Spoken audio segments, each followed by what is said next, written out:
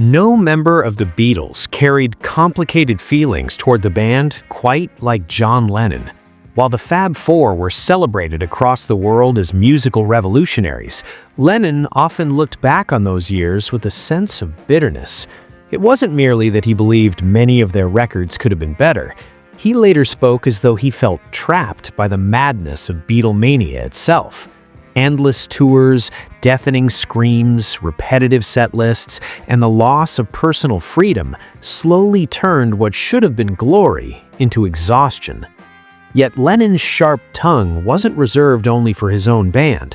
Throughout his life, he was famously ruthless when discussing music he disliked, whether it came from rival groups, former heroes, or even his closest collaborators.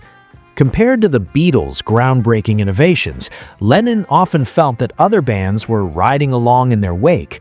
He was particularly dismissive of the Rolling Stones, believing that Mick Jagger and Keith Richards borrowed heavily from the blueprint the Beatles had already created. While he could recognize talent, Lennon was far harsher toward artists he believed were merely following trends rather than redefining them.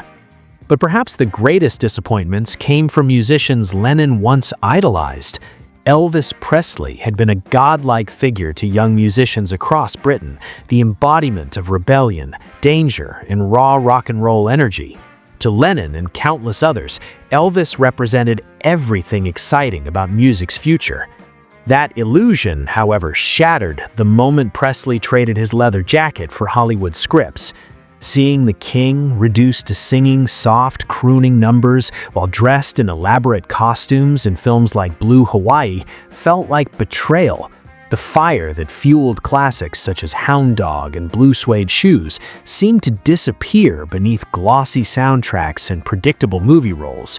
For Lennon, it symbolized how the music industry could tame even its wildest stars. He later felt he witnessed a similar decline with Bob Dylan toward the end of Dylan's career, though Lennon still respected him far more than artists whose music, in his eyes, had no substance at all. Ironically, some of Lennon's greatest frustrations came from inside the Beatles themselves. All four members had sharpened their skills during brutal marathon performances in Hamburg, where stamina and musical discipline were survival tools. But whenever Paul McCartney stepped forward to sing what Lennon dismissively referred to as granny songs, his patience wore thin. Songs like A Taste of Honey and Till There Was You were undeniably well-written and beautifully arranged, but to Lennon, they belonged to an outdated world of polite pop.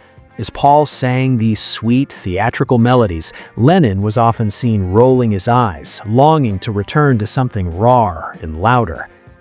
What truly irritated him was the idea of music that pretended rock and roll had never existed. The sing-song style popularized by writers like Mitch Murray represented everything Lennon wanted to escape. It wasn't just harmless pop. To him, it sounded like a retreat into safety. But he drew the absolute line when literal nursery rhyme-style songs attempted to climb the charts. Tracks such as On Top of Spaghetti embodied the type of all-together now music Lennon could not tolerate. He once explained his disdain bluntly. "I can't stand these all-together now records. I like the idea of one shouting and one answering, but not that. I prefer the recent Little Eva, Smokey, Locomotion folks, but not that, you know? It's like an outing." Lennon didn't hate audience participation, he hated being talked down to. There was, in his mind, a right way and a wrong way to involve listeners.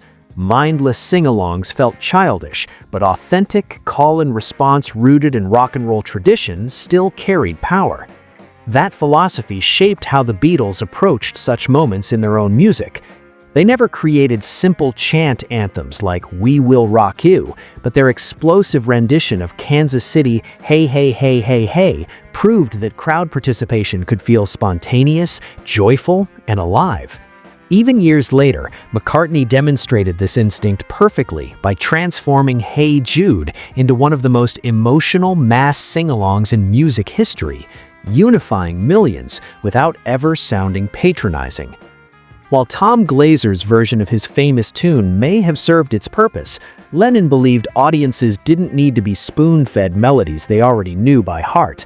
That sort of collective chanting belonged in preschool classrooms, not on rock stages. What the Beatles ultimately achieved was something far greater. They took the foundation of rock and roll and elevated it, turning every chorus, every harmony, and every shouted lyric into a moment of release. Their songs didn't ask audiences to sing along because they were told to. They sang because the music demanded it. And perhaps that difference between empty participation and emotional connection was the reason John Lennon could never stand listening to certain songs, even as he helped create some of the most powerful communal moments music has ever known.